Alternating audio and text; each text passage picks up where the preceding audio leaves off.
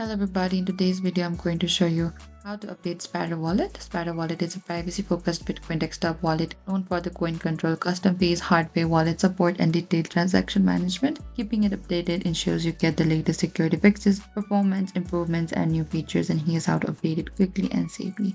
So first what you can do is you need to open your Sparrow Wallet in your device, and if a new version is available already, you'll usually see a pop-up notification and you can simply select any of this, download or the view release. You'll be taken to the official download page and download the latest version for your system.